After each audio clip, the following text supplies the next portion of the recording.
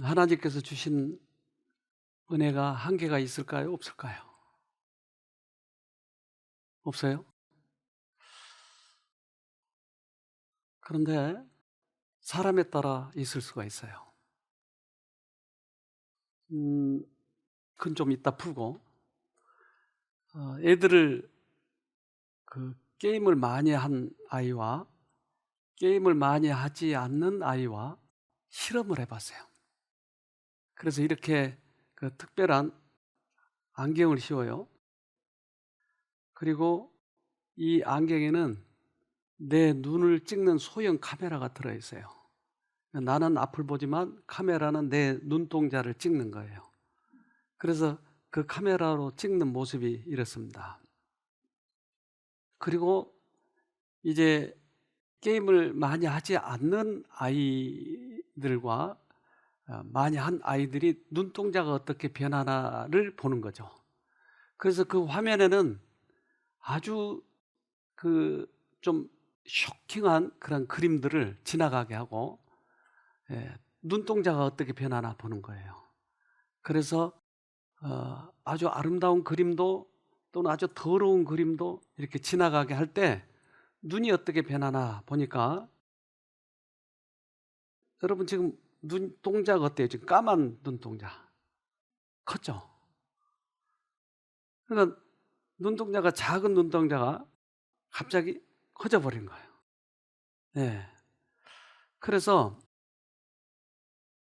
이제 그림이, 처음에 거는 긍정적인 그런 그림들이 지나간 때, 그러니까 아름답고 화려하고 그런 것들.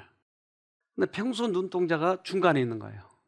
근데 오른쪽은 좀 더러운 거라든지 자극적인 거, 그런 게 지나갈 때 눈동자예요. 그래서 게임을 별로 하지 않는 아이들은 이렇게 확 커져 버린 거예요, 눈동자가. 근데 게임을 많이 한 아이는 어때요? 거의 안 변했죠. 자극이 안 받는 거예요, 자극을. 둔해져 버린 거죠. 그래서 어린아이들이 특별히 이러한 자극적인 그러한 그림들을 많이 보고, 이러한 게임을 하거나 노트북이나 이런 걸 통해서 아이들이 이 자극을 많이 받으면 신경 자체가 변해버린 거예요. 눈동자의 신경 자체가. 그래서 큰 문제가 뭐냐면, 정윤경 교수, 카톨릭대학교 심리학과. 영유아기의 중요한 발달 과업 중의 하나는 기본적인 자기 조절의 기초를 마련하는 것입니다. 여기에는 생리적 조절, 인지 주의 조절, 그리고 감정의 조절 등 모든 것들을 포함합니다. 그런데 정서지능이라는 것도 이런 일련의 조절들을 다 포함하는데, 영유아기, 다시 말해 어렸을 때 스마트 기기에 과도하게 노출된 아이들은 이런 조절 능력을 발달시킬 수 있는 경험의 기회가 많이 박탈되는 것으로 볼 수 있습니다. 그래서 특별히 어린아이들이 이러한 것을 많이 보게 되면 이제 둔해져 버린다. 아무리 자극적인 거를 보아도 그 다음에 감각이 없어져 버린 거예요. 어른들이 아무리 얘기를 해도 감각이 없어져 버린 거예요. 그렇기 때문에 영유아기 아이 때는 더 위험하다. 이거 보여줘서는 안 된다. 그래서 우리들이 게임을 하는 것은 참 정말 좋지 않습니다. 그런데 이제 이걸 자주 하게 되면 우리 뇌의 어느 부분이 활성화가 되는 거예요. 쾌감을 느끼는 거예요. 이것 때문에 계속 하려고 하는 거죠. 근데 게임 중독자나 마약 중독자가 거의 같은 부분이 활성화가 되는 거예요. 그래서 왼쪽은 인터넷 중독이고 오른쪽은 코카인 중독인데, 이 위에 그림 보면 노란색과 저쪽은 파란색이 거의 같은 부위가 활성화가 되어 있는 거예요. 자극을 안 받는다는 거예요. 나중에는 이제 쾌락을 위해서는 뭐든지 해버리는 거예요. 그래서 게임 중독과 우울 및 자살 사고의 상관관계를 보니까, 우울의 척도가 더 높아졌고 자살 사람이 많아졌다. 우리는 왜 아이들에게 게임을 하지 못하도록 하느냐? 그것은 도덕성이 없어져 버리고 웬만한 자극에는 감동도 받지 않고 그리고 사고력이 없어져 버리기 때문에 그렇죠. 그래서 애들을 될 수 있으면 늦게 컴퓨터를 배워야 되고, 요즘에는 학습을 그걸 내줘 버리니까 좀 문제이긴 한데, 어쨌든 좀 이 게임에 빠져 있다면 빨리 하나님에 의해서 빠져나와야 돼요. 예수님이 우리 마음에 노크를 하시는데 이 문을 닫아버리면 그 다음부터 문제가 커지죠. 웬만한 자극에는 이제 자극도 받지 않아요. 하나님께서 하늘에서 사단에게 하나님의 사랑을 보여줬어요. 그런데 어디선가 죄가 들어와 가지고 그 죄가 사단을 지배하기 시작하는 거예요. 그래서 이 사단을 돌이키기 위해서 하나님의 가슴을 열어주고 모든 사랑을 다 보여줬어요. 그런데도 사단은 그것을 끝끝내 거절한 거예요. 그러면 어떻게 될까요? 자비로우신 창조주께서는 루스벨과 그의 부하들에 대한 간절한 동정심으로 그들이 뛰어들려 하는 멸망의 심연에서 그들을 돌이키시려고 노력하고 계셨다. 그러나 그분의 자비는 오해되었다. 그는 자기의 노선을 고집스럽게 옹호하였으며 자기의 창조주를 대항하는 대쟁투에 완전히 전념하였다. 그 사단이 그 죄로 인해서 무감각하게 되면서 나중에는 완전히 거절한 거예요. 그래서 하늘에서 떨어진 이유가 바로 이것 때문이었어요. 요한계시록 12장 9절 큰 용이 내어 쫓기니 옛뱀 곧 마귀라고도 하고 사단이라고도 하는 온 천하를 꿰는 자라. 땅으로 내어 쫓기니 그의 사자들도 저와 함께 내어 쫓기니라. 그러면 사단은 그것 때문에 내어 쫓겼는데 사단은 구원이 있어요? 없어요? 사단 믿음의 구원 아니에요? 네? 끝이 났어요? 사단이 예수님이 돌아가실 때 사단이 옆에 있었을까요? 그럼 예수님이 우리 죄 때문에 돌아가신 거 사단 알까요? 가장 확실하게 알죠. 근데 구원이 없어요? 왜요?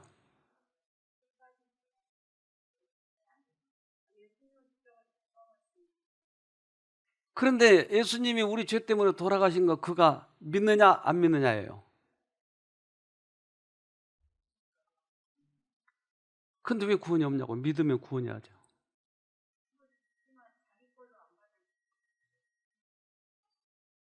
너무 많은 사람이 여기에 속해 있는 거예요. 그리스도인이 확실하게 알아요. 하나님이 우리 죄 때문에 돌아가신 거 확실하게 아는데 사단처럼 내 것으로 안 받아들였어요. 그래서 사단이 구원이 없는 거예요. 야고보서 2장 19절 내가 하나님은 한 분이신 줄을 믿느냐 잘하는도다 귀신들도 믿고 떠느니라. 귀신들도 다 한대요. 사단도. 그러니까 우리들의 믿음이 무언가 하는 거예요. 지금 사단은 구원이 그래서 없는 거예요. 왜? 하나님께서 보여주실 수 있는 모든 것을 다 보여줬는데 확실히 그것도 아는데 그것을 받아들이지 않았어요. 우리 영상을 하나 볼까요? 쌍둥이인데요.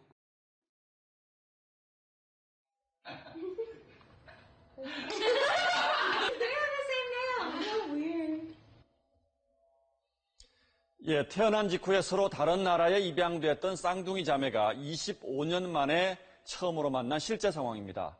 보신 것처럼 얼굴뿐 아니라 좋아하는 색깔도 똑같은데요. 그렇다면 사람의 성격을 만드는 것은 유전일까요? 아니면 환경일까요? 김영하 기자가 알아봤습니다.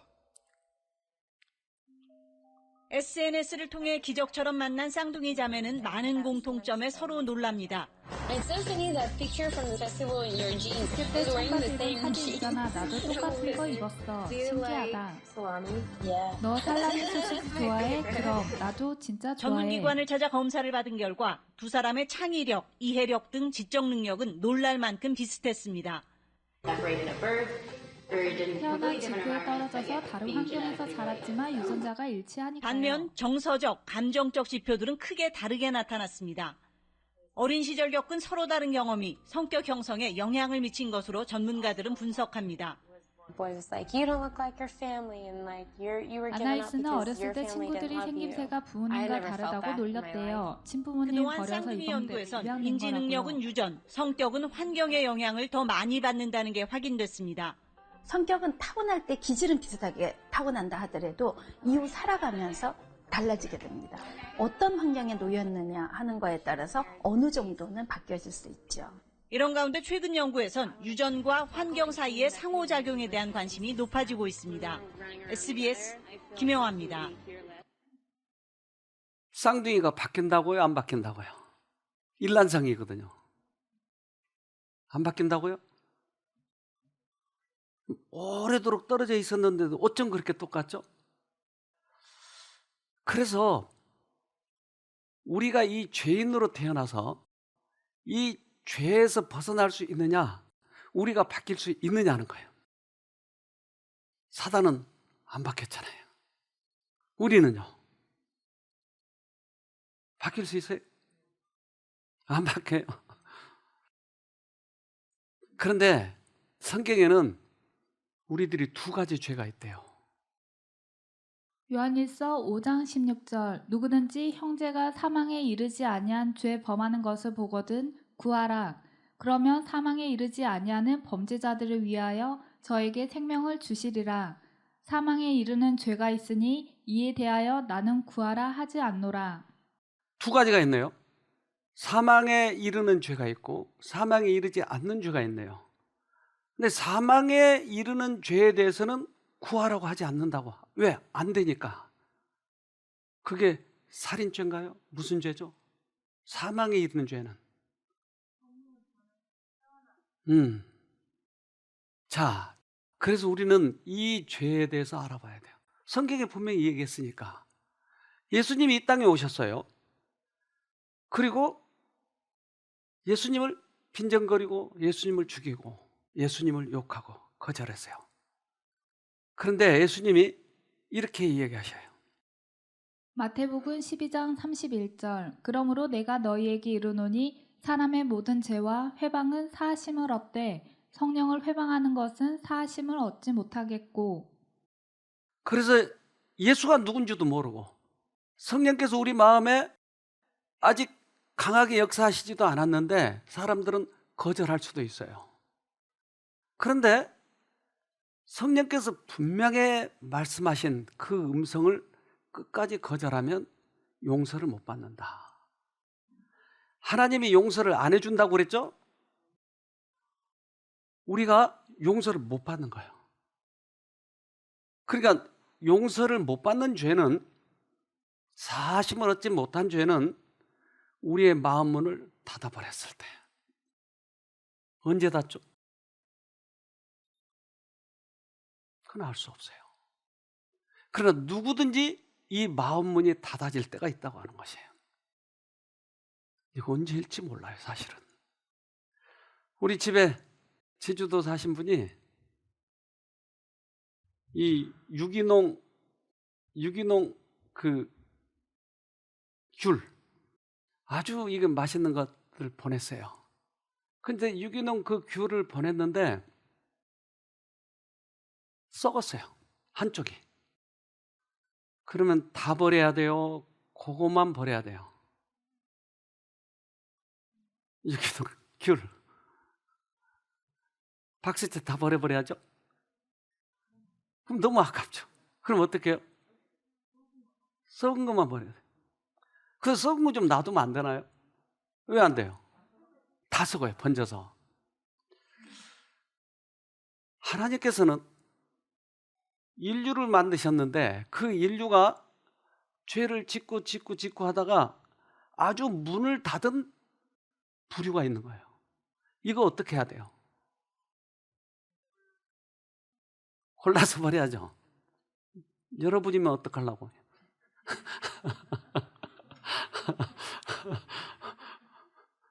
그러면 누굴 위해서 이거 버리는 거예요?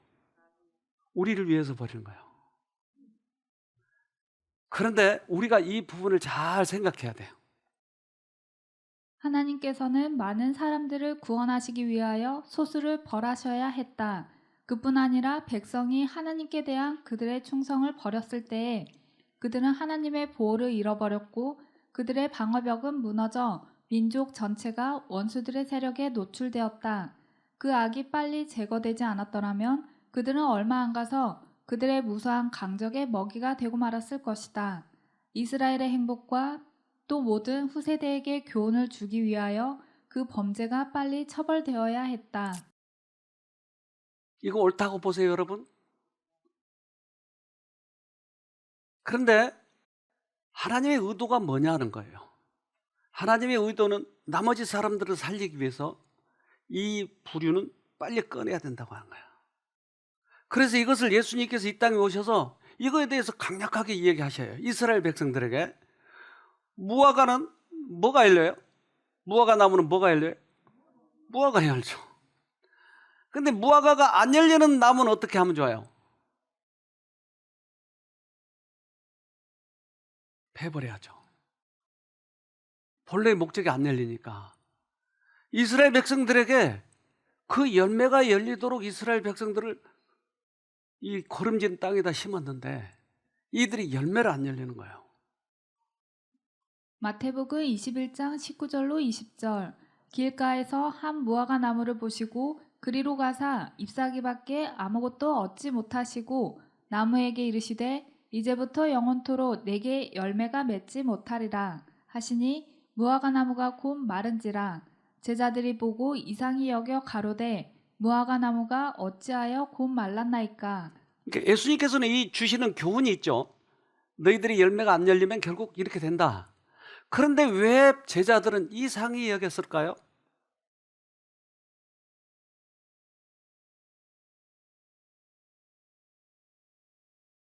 이상히 여겼잖아요. 왜 이상히 여겼어요?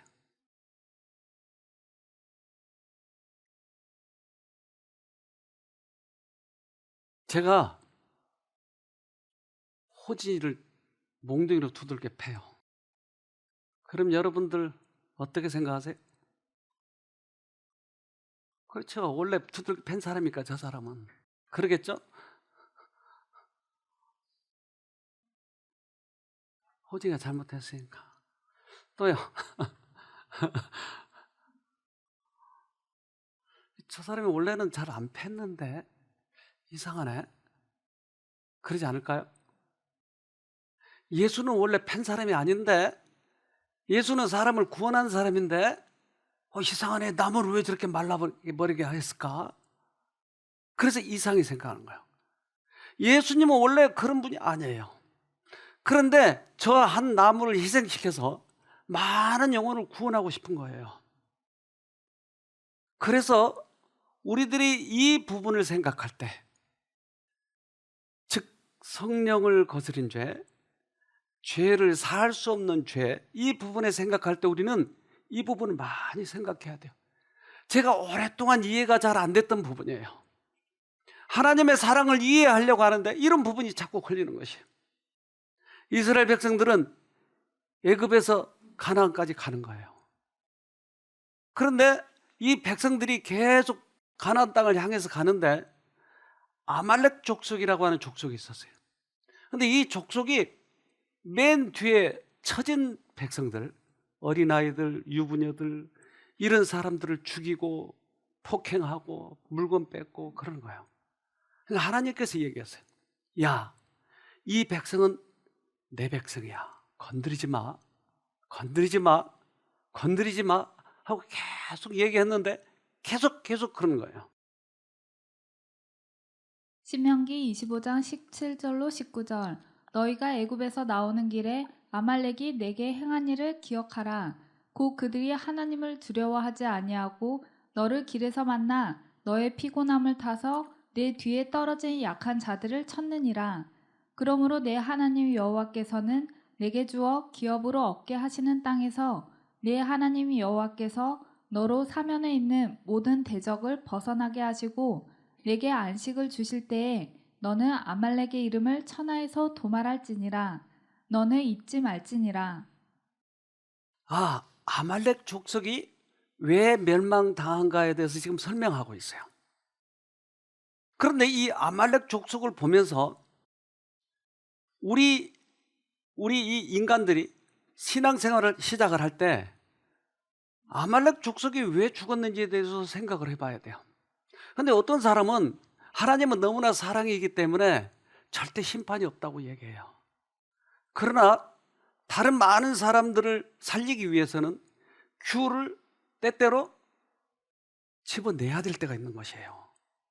그런데 이 아말렉 족속은 누가 치죠? 하나님이 직접 쳤나요?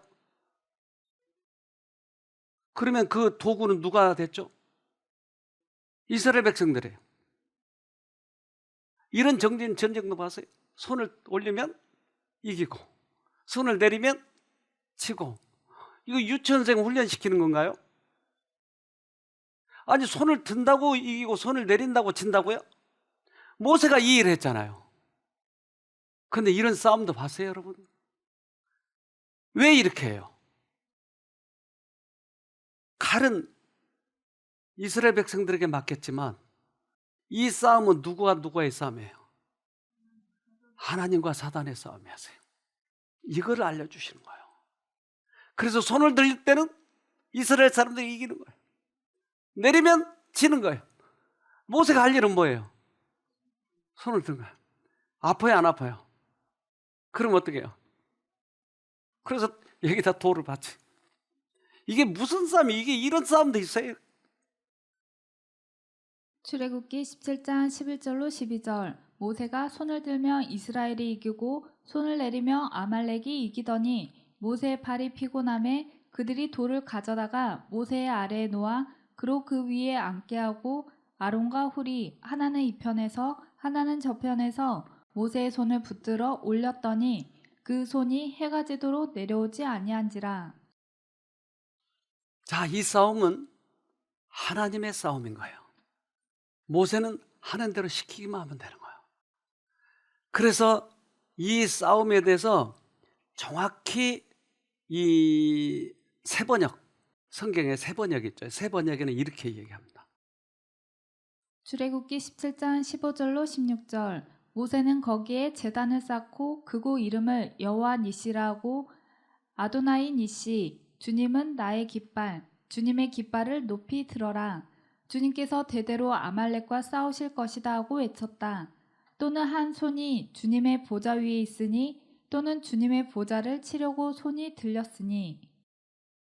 자, 이 세번역에서는 그대로 히브리에 있는 그대로를 끌어와서 지금 번역을 했는데, 여호와의 니시, 이 말은 뭐라고요? 여호와의 깃발이다. 하나님 쪽이냐 사단 쪽이냐 하는 깃발을 지금 들고 있는데, 적군이 와서 뭘 친다고요? 하나님의 보좌를 치려고. 사단이 하나님의 보좌를 치기 위해서 마지막 최후의 보루인 이 보루를 결국 침략하려고 하는 거예요. 즉 아말렉 족속은 완전히 사단의 부하가 돼버려서 도저히 하나님께서 사단에게 한 것처럼 은혜를 베풀어도 결국 문을 닫아버렸고 사단의 편에 서버렸다. 사단의 깃발 아래 섰다. 그들이 이제 하나님을 대적한 것이다. 인간끼리의 대적은 있을 수도 있고 질 수도 있고 그래요. 그러나 하나님을 대적할 때는 그때 심판이 시작된다, 이 말이에요. 이것이 은혜의 끝이에요. 그래서 모세는 계속 손을 들면서 이긴 것이 후대에 이것을 알려주기 위해서. 출애굽기 17장 14절. 그때 주님께서 모세에게 말씀하셨다. 너는 오늘의 승리를 책에 기록하여 사람들이 잊지 않도록 하고 여호수아에게는 내가 아말렉을 이 세상에서 완전히 없애서 아무도 아말렉을 기억하지 못하게 하겠다고 한 나의 결심을 일러주어라. 보복의 하나님 맞죠? 보복의 하나님, 그렇죠? 왜 이 심판을 했다고요? 나머지 사람들을 위해서, 아직 썩지 않는 귤들을 위해서 이 귤을 털어내야 되는 것이에요. 그렇다면 누굴 위해서 하고 있는 거예요, 지금? 우리 인간들을 위해서 하고 있는데 이걸 보면 우리가 그 너머의 영적 싸움을 보면 하나님이 우리를 위해서 저렇게 은혜스럽게 끝까지 싸워주시는구나 라고 생각하는 게 아니고 하나님 무섭다. 하나님이 동물도 아말렉 동물도 다 죽이라고 그러고 또는 자식들도 다 죽이라고 그랬어. 무서운 분이야. 그들의 유전은 이미 다 유전됐어요. 도저히 이제 구할 수 없기 때문에 그들을 지금 심판하시고 있는 장면이에요. 심판은 몇 번 있었어요, 이 세상에. 그렇죠? 네. 그것은 이 나머지 부분들, 많은 사람들을 살리기 위한 어쩔 수 없는 하나님께서 선택이었어요. 우린 도자기를 만들어요. 도자기 만드는 거 좀 볼까요? 저렇게 만드는군요. 그래가지고 어떻게 하죠? 구워요. 좀 더 자세히 봅시다.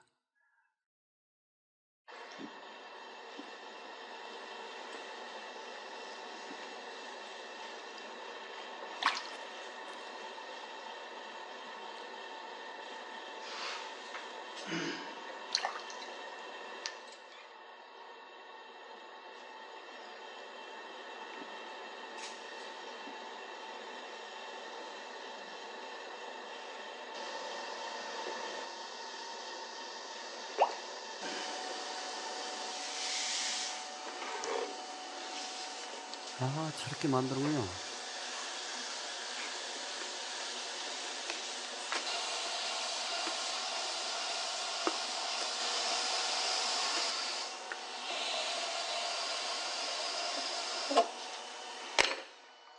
됐어요.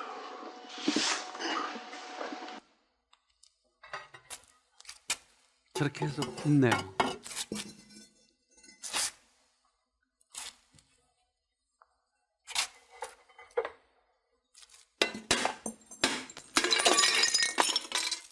왜 깰까요?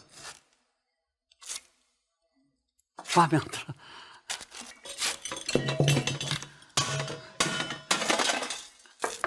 잘못 만들어지니까. 자기 명예와도 같은 거예요, 이건. 자기의 사인을 해서 도자기를 내보내지 않겠어요. 근데 저렇게 큰 백자를 오랫동안 만들어가지고. 그래서 아름답게 만들어진 도자기만 결국은 판매하는 거죠. 하나님께서 우리를 아름다운 도자기를 만들려고 해요. 그런데 그렇게 안 되면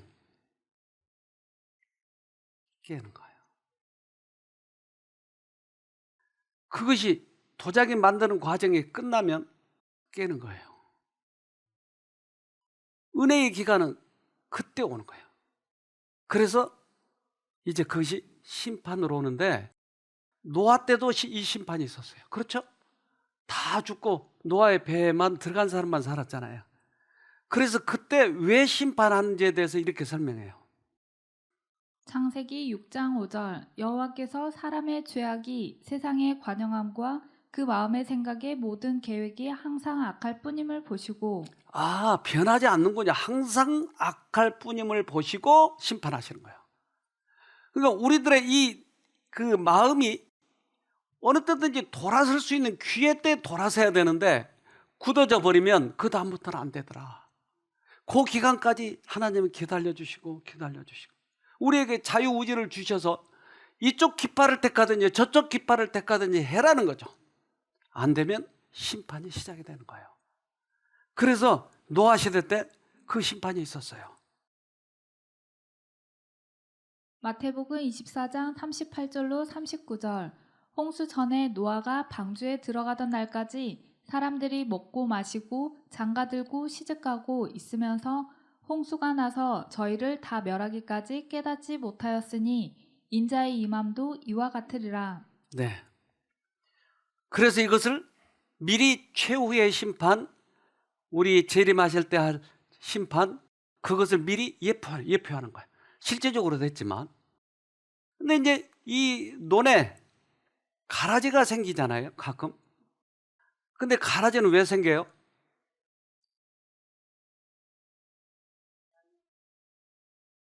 가라지? 이런 여러 가지가 있잖아요. 가라지하고 보리하고 밀하고 확실히 다르네요. 예. 가라지, 이것은 원수가 그렇게 하였느냐라고 얘기해요. 그러니까 원수가, 즉 사단이 사람에게 와서 가라지를 심는 거예요. 그러면 이거 가라지를 뽑아야 되죠? 네? 근데 주님께서 뭐라고 그러세요? 뽑으라고 그랬어요? 왜 놔둬요?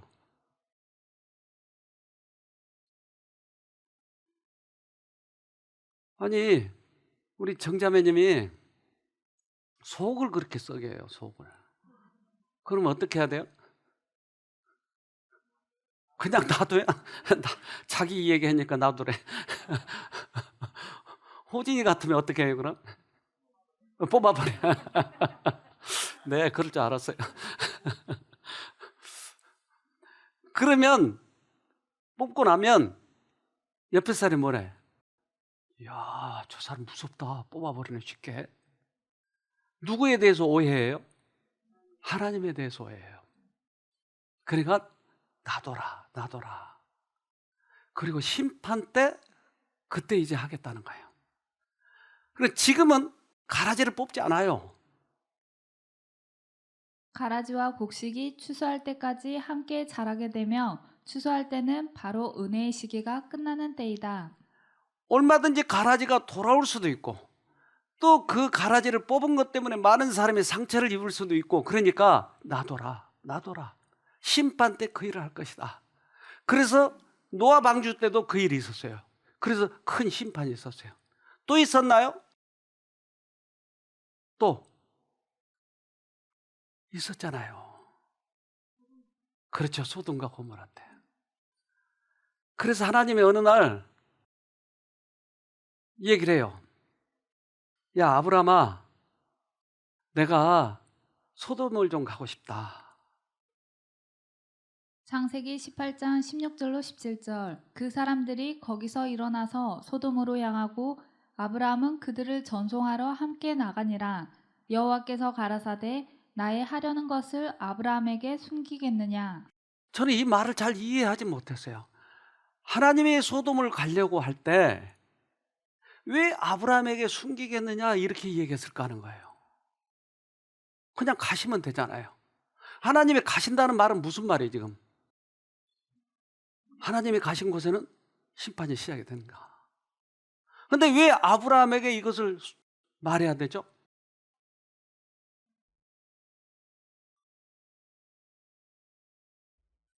아브라함에게 왜 말을 하고 가고 싶어 했을까?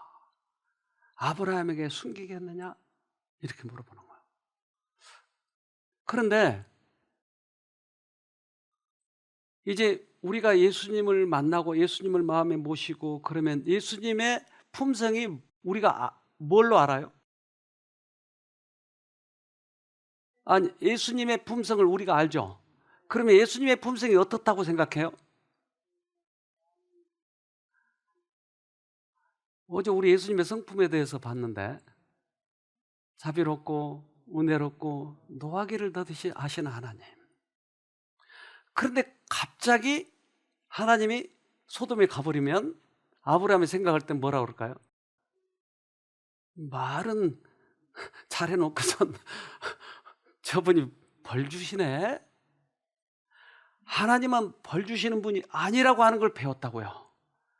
그런데 갑자기 소돔을 가면 소돔이 멸망하잖아요.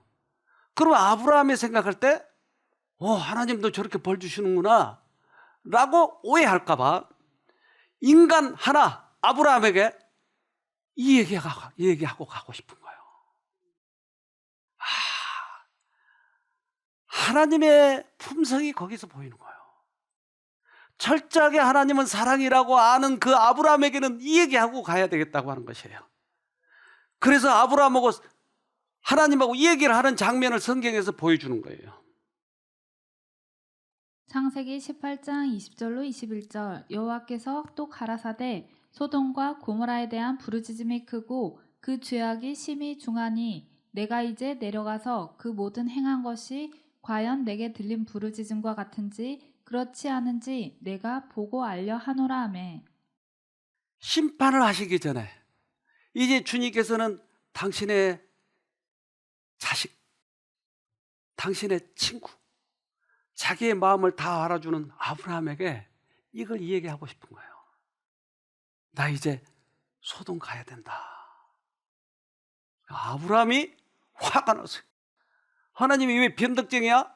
심판 안 한다고 벌 안 준다고 그러니까 왜 벌 주는 거야? 화가 났어요. 창세기 18장 25절 주께서 이같이 하사 의인을 악인과 함께 죽이심은 불가하오며 의인과 악인을 균등히 하심도 불가하니이다. 세상을 심판하시는 이가 공의를 행하실 것이 아니니까. 누가 누구에게 지금 충고하고 있는 거예요? 기가 막히잖아요 지금. 당신이 이 얘기했잖아요. 벌 안 준다고. 그런 분이 그래서 되겠소? 그런데 하나님은 이 아브라함이 그렇게 이야기한 것에 대해서 경솔하게 생각하시지 않으시고 그것을 다 풀어주려고 하는 거예요. 내가 소돔에 간 이유에 대해서 설명을 하려고 하는 것이에요.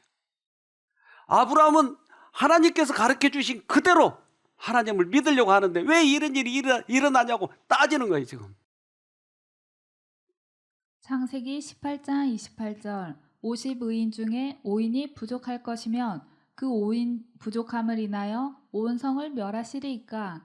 가라사대 내가 거기서 45인을 찾으면 멸하지 아니하리라. 50에서 5 빼면 45를 몰라? 왜 이렇게 얘기했는지. 그러니까 50명이나 있는데도 45이나 있는데도 당신 멸할래요? 이 소돔을 간다는 이유를 아브라함은 아는 거예요. 이게 심판이에요, 심판. 그러면 45인이 있는데도 멸할래요? 하고 따지는 거예요. 아니야, 45인이 있으면 안 멸하지. 숫자가 자꾸 내려가는 거예요. 창세기 18장 32절 아브라함이 또 가로되 주는 노하지 마옵소서. 내가 이번만 더 말씀하리이다. 거기서 10인을 찾으시면 어찌하시려나이까. 가라사대 내가 10인을 인하여도 멸하지 아니하리라. 지금 이 말은 무슨 말이에요? 45, 30, 20, 10명. 이 말은 무슨 말이에요 지금? 다 내려가잖아요. 의인이 없다. 그러기 때문에 심판하는 거야. 거기서야 아브라함이 입을 다무는 거예요. 아, 없었구나. 하나님은 절대 벌하시는 분이 아니고 귤을 꺼낼 수밖에 없는 거예요. 하나님은 눈물을 흘리는 거예요. 그래서 보복의 하나님이라고 생각하지만 나머지 사람을 구원하기 위해서. 근데 철저하게 하나님은 사랑이라고 하는 것으로 아는 아브라함에게만은 이것을 보여주고 싶은 거예요. 그래서 그 개인을 찾아오잖아요. 그래서 제가 폼페이를 가봤어요. 폼페이. 여러분 폼페이 아시죠? 이 유럽의 로마 부근에 거기에 폼페이가 있는데 그 폼페이가 유스베스 그 화산이 터졌을 때 거기가 완전히 다 묻혀버렸어요. 그 묻혔는데 그것을 세월이 흐르면서 그 도시가 없어져 버렸기 때문에 사람들이 안 살았어요. 근데 우연히 거기를 굴착하는 일이 생겨서 수도관 때문에 굴착하는 일이 생겨서 파보다가 갑자기 뭔가 이상해서 거기를 파보았어요. 그랬더니 그 속에 저런 사람의 모양이 나오는 거예요. 왜 저게 나왔느냐? 그래서 이제 파는데 그냥 파면 잘못하면 보존을 못 하잖아요. 그래서 뚫다가 뭐가 나오면 사람은 오래됐으니까 1000년 가까이 됐으니까 이게 구멍이 이제 썩었지 않겠어요? 사람 뼈는. 사람 몸은 다 썩었기 때문에 거기에다 석고를 집어넣어요. 석고를 집어넣으면 그 사람 모양 그대로 석고가 나오는 거예요. 이제. 그렇게 해서 파기 시작. 파보니까 아주 음란한 도시였어요. 거기가. 저도 이제 그 다 파진 그곳을 가서 보니까 정말 음란한 도시였다고 하는 게 한눈에 알 수 있어요. 그래서 옛날 도로 그대로를 다 재현시켜 놨어요. 그래서 큰 도로예요. 그 마차가 다닐 수 있는 충분한. 근데 그 가다 보면 골목이 계속 나와요. 양쪽으로. 근데 그 골목길을 그 가리키는 그 사인이 그 남자 성기를 표시를 해놨어요. 거기에 장력골이었어요. 그러니까 얼마나 문란화했던 도시인지를 저렇게 파보니까 나오는 거예요.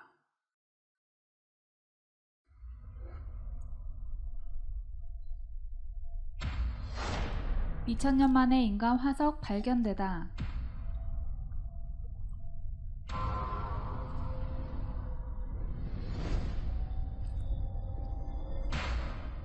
서기 79년 8월 24일 폼페이의 베수비오 화산이 폭발했다. 아무도 예상치 못했던 이 폭발은 단 18시간 만에 도시를 사라지게 만들었고 약 2000년이 지난 후 최후의 순간을 그대로 간직한 인간 화석이 발견되었다. 그들은 최후의 순간까지 사랑하는 사람들과 함께했고 그렇게 역사 속으로 사라졌다. Whatever is happening here.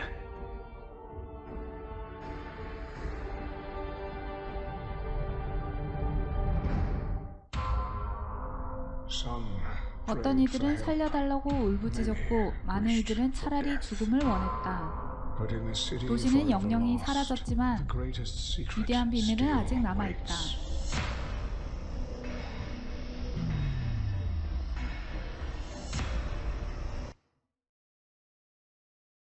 그래서 그 화산이 터질 때 꽤 먼 거리였거든요. 근데 그 왜 먼 거리 사람들이 저렇게 당했냐는 거예요. 갑자기 도망가지도 못하고. 그것은 그쪽으로 바람이 불고 있었는데 화산에서 나온 가스가 그걸 덮어버렸어요. 한순간에. 그래서 도망가지도 못하고 다 죽어버린 거예요. 그래서 그 도시에서 저 모습들을 지금 이제 소돔과 고모라가 아니고 폼페이인데 소돔과 고모라에서도 사람들이 파보니까 그 도시가 얼마만큼 타락했는지를 보여주는 것이 있어요. 동성애자를 영어로 호모섹슈얼이라고 하고 그 중에서도 남성 동성애자, 즉 남색자를 소도마이트라고 한다. 소도마이트는 원래는 문자 그대로 소돔 사람들이라는 뜻이다. 그런데 왜 소돔 사람들이라는 말이 남색자를 의미하게 된 것일까? 그것은 소돔과 고모라가 멸망하기 직전에 소돔 사람들이 남색을 즐긴 증거가 성경에 남아있기 때문이다. 그래서 남자끼리 섹스를 하는 것을 소도마이트, 남색자라고 부른다. 그러니까 동성애가 세상 끝에 나타나는 증상이더라. 왜 사람들은 이것을 왜 죄라고 얘기하고 왜 이것이 나쁘냐고 물어본 사람들도 있어요. 그것은 하나님께서 말씀하실 때 그것이 죄가 만연되면 그 짓을 한다. 왜 나빠요? 하나님의 뜻이 아니니까. 그래서 동성애자들이 저런 깃발을 날려요. 미국 연방대법원 미 전역서 동성결혼 합헌 역사적 결정을 그들은 이렇게 좋아한 거예요. 즉 결혼이 합법이다. 남자끼리 결혼한 거. 근데 그것은 성경에서 아니다라고 이야기하는 거예요. 그리고 이제 세상 말세에 나타나는 증상 중에 하나가 동성애인데 성경은 이렇게 얘기해요. 로마서 1장 27절 이와 같이 남자들도 순리대로 여인 쓰기를 버리고 서로 향하여 음욕이 부릴 듯하매 남자가 남자로 더불어 부끄러운 일을 행하여 저희의 그릇됨에 상당한 보응을 그 자신에 받았느니라. 이제 버려둔다 이 말은 남자가 남자끼리 이것은 동성애네요. 그런데 미국에서 그 큰 나라 거기가 합헌이 됐잖아요. 그러면 다음 단계는 뭔가 우리가 생각을 해봐야 되겠죠. 이러한 세계적으로 지금 동성애가 이렇게 많은 나라에서 합헌으로 여겨지는 거예요. 로마서 1장 24절로 25절. 그러므로 하나님께서 저희를 마음의 정욕대로 더러움에 내어 버려두사 저희 몸을 서로 욕되게 하셨으니 이는 저희가 하나님의 진리를 거짓 것으로 바꾸어 피조물을 조물주보다 더 경배하고 섬김이라. 주는 곧 영원히 찬송하이시로다. 아멘. 아무리 하나님께서 돌이키려고 해도 돌이키지 않을 때는 그냥 두는 거예요. 그 다음에 심판인 거예요. 그래서 로마서에는 앞으로 심판이 이렇게 있을 것이다. 소돔이 망했던 이유는 뭐예요? 동성연애가 있었어요. 유다서 1장 7절. 그리고 소돔과 고모라와 그 주변의 도시들도 그들과 마찬가지로 음란에 흐르고 비정상적인 유욕에 빠졌으므로 영원한 불의의 형벌을 받아서 후세의 본보기가 되었습니다. 네, 그 이유를 비정상적인 유욕이라고 그랬어요. 이것에 빠졌기 때문에 세상에 심판을 받는 거예요. 왜 동성애가 사람들이 그렇게 좋아하고 거기 빠질까? 성경을 보아야 이해가 되는 것이에요. 왜 그럴까? 그래서 여기 부모 학생 프로그램에 참여한 한 아가씨가, 한 학생이 저에게 그거 물어봐서 이걸 자세히 설명해 줬더니 그 아이가 그걸 끊더라고요.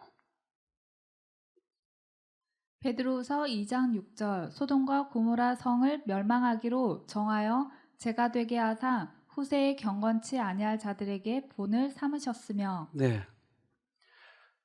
이제 우리에게 어떤 일이 생기게 되면 성경과 비교해 봐야 돼요. 왜 그랬을까? 이들이 그렇게 된 이유를 또 이렇게 설명합니다. 에스겔 16장 49절로 50절. 보라 내 자매 소돔의 불법은 이것이니 곧 그녀와 그녀의 딸들 안에 있는 교만과 빵의 풍족함과 게으름이 많은 것이라. 그녀가 가난한 자와 궁핍한 자의 손을 강하게 하지 아니하였고 또 그들이 거만하여 내 앞에서 가증한 짓을 행하였느니라. 그러므로 내가 선하게 여기는 대로 그들을 제거하였느니라. 그 설명을 자세히 하시죠. 즉 너무나 풍족하니까 이것을 가난한 자에게 나눠주지 않고 그러한 잘못된 대로 다 사용하였다. 예수님이 오셨을 때도 세상에 망하기 전에 예수님은 간절하게 그들에게 얘기를 했어요. 돌아오라고. 그런데 끝까지 그것을 거절했을 때 예수님께서는 눈물을 흘리세요. 예수님이 두 번 눈물을 흘리세요. 한 번은 나사로를 살리실 때 예수님을 죽이고자, 나사로를 살린 것 때문에 나사로를 죽이고자 그들이 마음에 그것을 계략을 품을 때 그들의 마음을 보시고 예수님이 우셨어요. 또 한 번은 이스라엘이 멸망할 것에 대해서 미리 내다보시고 우셨어요. 예수께서는 나사로의 무덤에서 우셨었다. 그러나 그것은 인간의 재난을 동정하는 경건한 슬픔에서였다. 그러나 이 갑작스런 슬픔은 어떤 장엄한 승리의 합창에 삽입된 한 통곡의 곡조와도 같았다. 모든 사람이 그분에게 경의를 표하고 있었던 그 기쁨의 장면에서 이스라엘의 왕은 조용한 기쁨의 눈물이 아니라 억누를 수 없는 고뇌의 눈물을 흘리시고 신음하고 계셨다. 군중들은 갑자기 침울해졌다. 그들의 만세 소리는 잠잠해졌다. 이해할 수 없는 슬픔에 동정하여 많은 사람이 눈물을 흘렸다. 예수님의 눈물은 그들이 이제 마음문이 닫혀지고 로마에서 이스라엘이 침공을 당하고 멸망할 것을 미리 내다보시고 눈물을 흘리신 거예요. 하나님은 보복의 하나님이 아니시고 심판은 어쩔 수 없이 꺼내는 것이에요. 예수님의 마음을 찢어지게 한 것은 하나님의 아들을 거절하고 그분의 사랑을 조소하고 그분의 능력 있는 이적을 보고서도 확신하기를 거절하고 그분의 생명을 취하려는 예루살렘의 광경이었다. 예수께서는 예루살렘이 그의 구속자를 거절함으로써 어떤 상태에 있는지와 만일 예루살렘이 그의 상처를 치료할 수 있는 유일한 분이신 당신을 받아들였더라면 어떻게 되었을 것을 보셨다. 예수께서 예루살렘을 구원하시려고 오셨는데 어찌 예루살렘을 버리실 수 있으셨겠는가? 예수님의 눈물이 있었어요. 저는 여기 처음 이사 왔을 때 닭을 길렀어요. 그래서 그 알이 여기는 전부 다 이게 농약도 잘 하지 않고 그랬기 때문에 얼마나 그 닭이 싱싱하게 잘 자란지 몰라요. 그러니까 그 알이 건강 알이죠. 건강 알. 그래서 이제 어떻게 하다 보니까 알을 못 가져오면 이 병아리가 어느 날 어디 집더미 속에서 나와요.